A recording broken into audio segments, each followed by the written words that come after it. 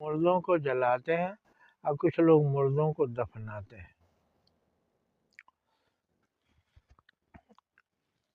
एक नज़र में तो एक गलत कर रहा है, कोई भी गलत कर रहा है, या तो जलाना चाहिए या दफनाना चाहिए। लेकिन अब ध्यान से देखिए, दोनों ही अच्छे हैं, दोनों ने समझदारी का काम किया। शरीर मरने के बाद छोड़ दिया जाए तो 3 दिनों के बाद ही सड़ना शुरू हो जाता,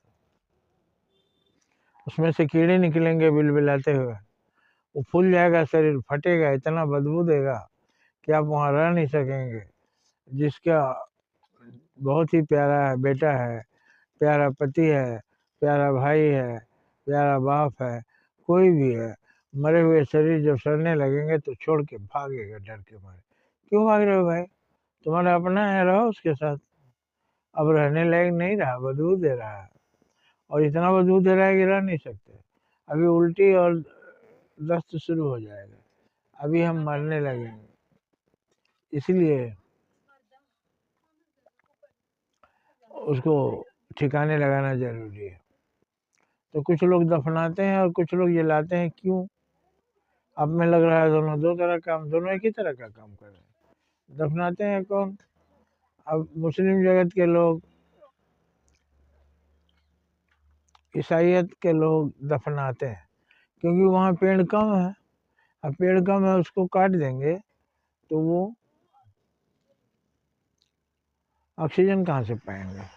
वहाँ का वातावरण रहने लायक नहीं रह जाएगा, कार्बन डाइऑक्साइड भर जाएगा, इसलिए मरेंगे।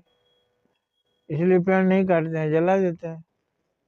और भारत जैसे देश में जलाते हैं क्योंकि यहाँ चारों तरफ पेड़ ही पेड़ है। अगर हम जमीन एक कब्रिस्तान बना देंगे तो उतनी जमीन में हम एक पेड़ लगा सकते हैं, जो हमें सालों साल फल देता रहेगा। तो क्यों हम उसको बर्बाद करें? इसलिए पेड़ की एक डाली काट कर जला देते हैं, लकड़ियों से जला देते हैं। तो उसका मतलब दोनों ने समझदारी का काम किया। उस शरीर को फौरन हटाओ, नहीं तो वो बीमारी फैला देगा और दुर्गति हो जाएगी। तो इसीलिए दोनों में कोई नासमझ नहीं है, दोनों समझदार हैं। क्योंकि वो शरीर जब उसमें से प्राण निकल गया, वो लाश बन गया, तो अब वो रखने के काबिल नहीं है। थोड़े ही दिन अगर रख लेंगे, 2-4 दिन, तो आपको उसका दुष्परिणाम सामने आएगा। जय हिंद, जय भारत।